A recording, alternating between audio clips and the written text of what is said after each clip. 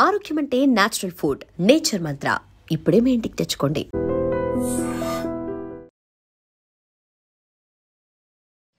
పిల్లలు అసలు మీకేమవుతోంది? చిన్న చిన్న సమస్యకు కూడా చావే పరిష్కారం అని కఠినమైన నిర్ణయాలు తీసుకుంటున్నారు.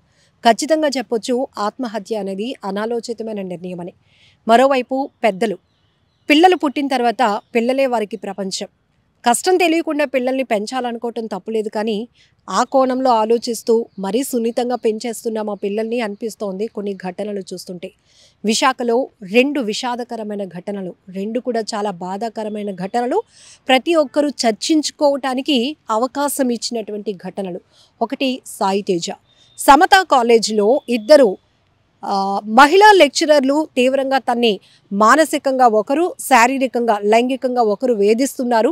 దాన్ని భరించలేక తట్టుకోలేక ఆత్మహత్య చేసుకుంటున్నాను అనే కారణాలతో సాయి తేజ ఆత్మహత్య చేసుకుంటే, ఒక 2 రోజుల వ్యవధిలోనే అంటే నిన్ననే మరో ఘటన జరిగింది. విశాఖలో CA చదువుతున్నటువంటి ఒక అబ్బాయి అఖిల్ వెంకటకృష్ణ అబ్బాయి, అబద్ధం చెప్పాను నాన్న, మీకు అబద్ధం చెప్పడం వల్ల నా వల్ల మీరు చాలా మాటలు పడుతున్నారు, అబద్ధం అనేది ఒక పెద్ద చావుకి కారణమవుతోంది అంటూ తను ఒక హెడ్డింగ్ పెట్టి, నా చావుకి ఎవరూ కారణం కాదు, నేను చెప్పిన అబద్ధమే నేను ప్రాణాలు తీసుకోవడానికి కారణమవుతోంది అంటూ మరో యువకుడు బలవంతంగా హీలియం గ్యాస్ సిలిండర్ పెట్టుకొని మొహానికి ఒక కవర్ చుట్టుకొని ఆ రకమైనటువంటి తనను తాను హింసించుకుంటూ ప్రాణాలు తీసుకున్నటువంటి ఘటన. ఇక్కడ 2 కూడా ఈజీగా పేరెంట్స్కి కానీ బెస్ట్ ఫ్రెండ్స్కి కానీ కన్వే చేస్తే దానికి సొల్యూషన్ దొరుకుతుంది. అలా మీకు కావాల్సిన వారి దగ్గర నుంచి ఒక సజెషన్ తీసుకొని మూవ్ ఆన్ అయితే కనుక అసలు ప్రాణాలు తీసుకునేటంత ఆలోచన కూడా మీ మైండ్లోనికి రాదేమో అనేది అభిప్రాయం. కానీ మిమ్మల్ని కోల్పోయిన మీ కుటుంబ సభ్యులు, మీ అమ్మా నాన్న ఉన్నారు కదా, వాళ్ళు మీకోసం ఏడుస్తున్నటువంటి ఆ రోదన, ఆ కన్నీటికి సమాధానం ఎవరు చెప్తారు అంటే, అక్కడ ఇలాంటి ప్రశ్నకి అసలు ఏ సమాధానం దొరకటం లేదు. మీకు బాగా క్లోజ్గా ఉన్న వాళ్ళకి మీకు వచ్చిన కష్టాన్ని చెప్పుకుంటే ఒక సొల్యూషన్ అనేది దొరుకుతుంది. ఖచ్చితంగా వాళ్ళు సజెషన్ ఇస్తారు. అంతే కనుక అవునరా నీకు చచ్చిపోవాలనుంటే చచ్చిపోరా అని అనరు. అరే ఎంత చిన్నదానికి ఎందుకురా అలాంటి డెసిషన్ తీసుకుంటున్నావు, నువ్వు అలాంటి నిర్ణయం తీసుకోకు, వీళ్ళకి చెప్తే ఇది సాల్వ్ అవుతుంది అని ఖచ్చితంగా మీకు ఒక నమ్మకాన్ని, ఒక భరోసాని వాళ్ళ నుంచి మీరు ఒక హోప్ అనేది క్రియేట్ అవుతుంది.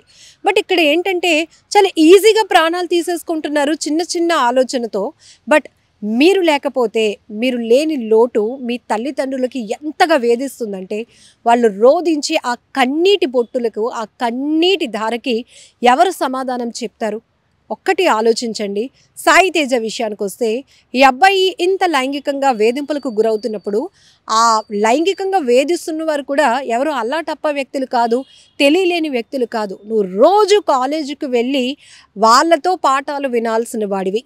నీకు అంత ఇన్కన్వీనియంట్ ఉన్నప్పుడు నువ్వు కాలేజ్ మేనేజ్మెంట్కి ఒక్కసారి చెప్తే, మీ పేరెంట్స్కి మీరే ఎందుకు డిసైడ్ అయిపోతున్నారు? ఇవి అమ్మా నాన్నతో చెప్పుకోలేము, కాలేజ్ మేనేజ్మెంట్కి చెప్తే వాళ్ళకే సపోర్ట్ చేస్తారు, మనకు చేయరు అని ఒక ఏకపక్షమైన నిర్ణయానికి, వన్ సైడ్ డెసిషన్కి మీరు ఎలా వెళ్తున్నారు? ఈవెన్ ఫ్రెండ్స్తో చెప్పుకున్నప్పుడు కూడా ఒక మెచ్యూరిటీ ఉండాలి. వాళ్ళు కూడా ఒరే మేనేజ్మెంట్ ప్రిన్సిపల్ దగ్గరికి వెళ్ళి చెప్దాంరా అని అంటే ఒక కాన్ఫిడెంట్ బిల్డ్ అవుతుంది. ఖచ్చితంగా మీరు చెప్పి వాళ్ళు అప్పుడు వాళ్ళపైన ఎలాంటి యాక్షన్ తీసుకోకపోతే ఫర్దర్గా మీరు ఇంకొక పోలీస్ కంప్లైంట్ ఏదో ఇవ్వచ్చు. అదేం పర్మనెంట్ కాలేజ్ కాదు, ప్రైవేట్ కాలేజ్. ఇక్కడ కాకపోతే ఇంకొక చోట వెళ్ళి జాయిన్ అవుతారు. మీరు కూడా ఎవిడెన్స్తో ఉన్నారు కాబట్టి, మీ దగ్గర ప్రూఫ్స్ ఉన్నాయి కాబట్టి ఖచ్చితంగా యాక్షన్ తీసుకుంటారు. తీసుకోరు అని ఎందుకు నిర్ణయం తీసుకున్నారు? అక్కడ ఆ అబ్బాయి తీసుకున్న రాంగ్ డెసిషన్ సాయి తేజ విషయంలో. ఈవెన్ ఈ వీడియో వైరల్ అయినాక కూడా ప్రతి ఒక్కరు కామెంట్లో తమ అభిప్రాయాలు చెప్పింది ఒకటే, ఖచ్చితంగా తప్పుడు నిర్ణయం తీసుకున్నావు తమ్ముడు, నువ్వు అంత సున్నితమైన మనస్కుడివైతే, నువ్వు అంత సెన్సిటివ్గా ఉన్నవాడివైతే నువ్వు మేనేజ్మెంట్ దృష్టికి తీసుకెళ్ళడానికి ఒక ఆప్షన్ ఉంది, బెస్ట్ ఆప్షన్ అది. సెకండ్, పేరెంట్స్కి చెప్పుకోవచ్చు. లేకపోతే తమ్ముడు ఉన్నాడు, కొంచెం మెచ్యూరిటీ బాగానే ఉంది అబ్బాయికి, ఎందుకంటే తన అన్నకు జరిగిన అన్యాయం కోసం ఆ లెక్చరర్లు ఇద్దరిని కూడా మాకు అప్పచెప్పండి అంటూ ఫైట్ చాలా స్ట్రాంగ్గా అగ్రెసివ్గా చేసినటువంటి అబ్బాయి. సో చెప్పుకోవచ్చు, చెప్పుకొని ఆ కాలేజ్ మారిపోవడమో లేకపోతే ప్రిన్సిపల్కో చెప్పొచ్చు. అక్కడైతే సొల్యూషన్ అనేక రకాలుగా ఉంది. ఇక నిన్న సూసైడ్ చేసుకునే హీలియం గ్యాస్ సిలిండర్ తెచ్చుకొని మా అమ్మా నాన్న విజయవాడలో ఉంటారండి, నేను ఇక్కడ ఎగ్జామ్స్ రాయడానికి వచ్చాను, అలాగే ఈ ఎగ్జామ్స్ రాసి నేను పాస్ అయిపోతే నాకు ఇక్కడ పోస్ట్ కూడా వస్తుంది, విజయవాడలో అయితే 20,000 ఇస్తారు, విశాఖలో అయితే బ్రాంచ్ ఉంది 30,000 ఇస్తారు, నాకు రెంట్కి అద్దెకి కావాలండి అని చెప్పి అప్రోచ్ అయితే పాప మా ఓనర్ ఆవిడ కూడా సింగిలే ఉంటున్నారు, ఎందుకంటే ఆవిడ పెద్ద ఆవిడ. అయ్యో మనము హౌస్ కనుక అవైలబిలిటీగా ఇస్తే ఆ కుర్రాడు చదువుకోవడానికి అడుగుతున్నాడు, చూస్తే మంచోళ్ళగా ఉన్నారు అని ఇచ్చింది.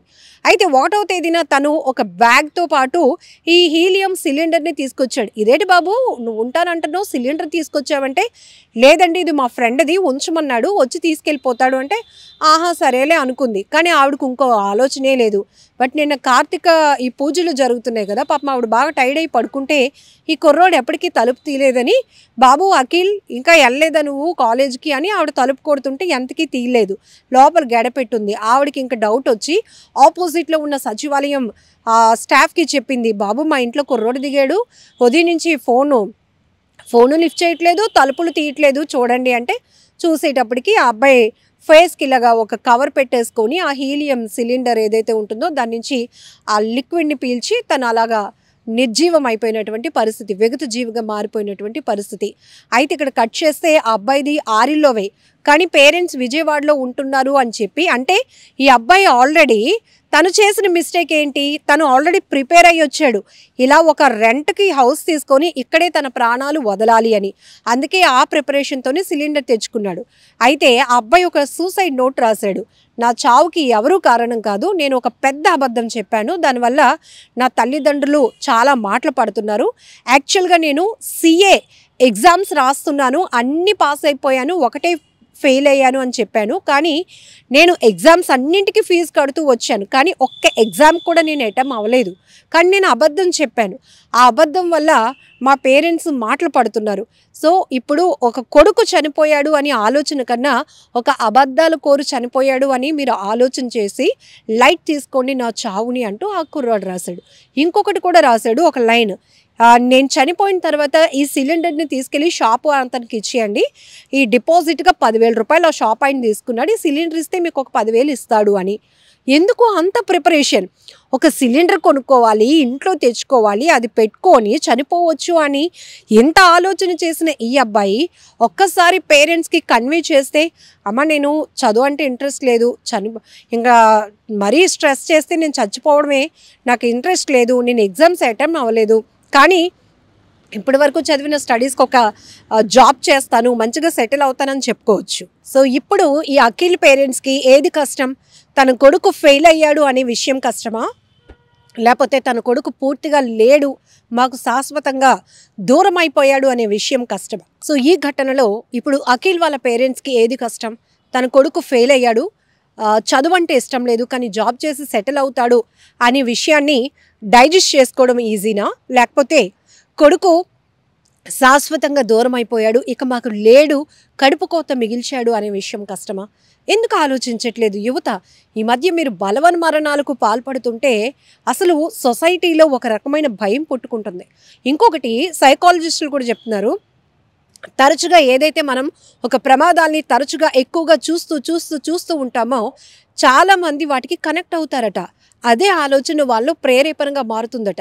వాళ్ళకి ఎవరికైనా కొంత వీక్ మైండ్ ఉన్న వాళ్ళకి కష్టం వస్తే, మొన్న ఆ విషయం చూసాం కదా, ఈజీగా అతను చనిపోయి ఆ ప్రాబ్లం నుంచి స్కిప్ అయిపోయాడు, మనం కూడా అలాంటి డెసిషన్ తీసుకుందామని ఆలోచన వైపు ప్రేరేపించబడే వాళ్ళు చాలామంది ఉంటారంట. ఇది జనరల్గా సైకాలజీగా చెప్పేది కాదు, మానసిక నిపుణులు హెచ్చరిస్తున్నారు. యువత ఎక్కువ శాతం ఆత్మహత్యలు చేసుకుంటూ ఉండటం చాలా బాధాకరమైన విషయం. 1, 2 ప్రధానంగా ఆర్థికపరమైన సమస్యలు కావచ్చు. 2 యూత్ వరకు వస్తే అనుకున్నట్టుగా జాబ్ రాలేదనో, అనుకున్నట్టుగా స్టడీస్లో మనం ర్యాంక్స్ కొట్టలేదనో, అచీవ్మెంట్ లేదనో, మనల్ని ఫెయిల్యూర్గానే అందరూ ట్రీట్ చేస్తారనే ఇన్సెక్యూర్డ్ ఫీలింగ్ కావచ్చు. ఇంకొకటి ఈ వివాహేతర సంబంధాల వల్ల ఆత్మహత్యలు, ఒకరి చేతిలో మోసపోయాము అనేటటువంటి పరిస్థితి. ఈ ప్రధానమైన ఈ 4 కారణాలే బలవంతంగా ప్రాణాలు తీసుకోవటానికి ముఖ్యమైనటువంటి కాజెస్గా మనం చూడొచ్చు. ఏదేమైనా విశాఖలో జరిగిన ఈ 2 ఘటనలు చాలా బాధాకరమైన ఘటనలుగానే చెప్పాలి. మీరేమంటారో కూడా మీ వాల్యుబుల్ సజెషన్స్ని కామెంట్ బాక్స్లో మెన్షన్ చేయండి. నిజంగా ప్రస్తుతం ఉన్నటువంటి సమాజం దేనికి ప్రయారిటీ ఇస్తుంది? ఆర్థిక సంబంధాల చుట్టూ మాత్రమే తిరుగుతోంది. మళ్ళీ ఎన్నికలంగానే చాలా విరక్తి కలుగుతుంది. మంచి అనిపిస్తుంది కదా, లేడీస్ కూడా ఛాలెంజింగ్ జాబ్స్ చేసినప్పుడు చాలా బాగుంటది. ట్రాఫిక్ అసిస్టెంట్స్ గా నియమించిన ట్రాన్స్జెండర్స్ అందరితో సాల్యూట్ చేయించుకుంటున్నారు. ఫుడ్ డెలివరీ ఇవ్వటానికి వెళ్ళినటువంటి డెలివరీ బాయ్ అనిల్ పై కళ్ళ ముందు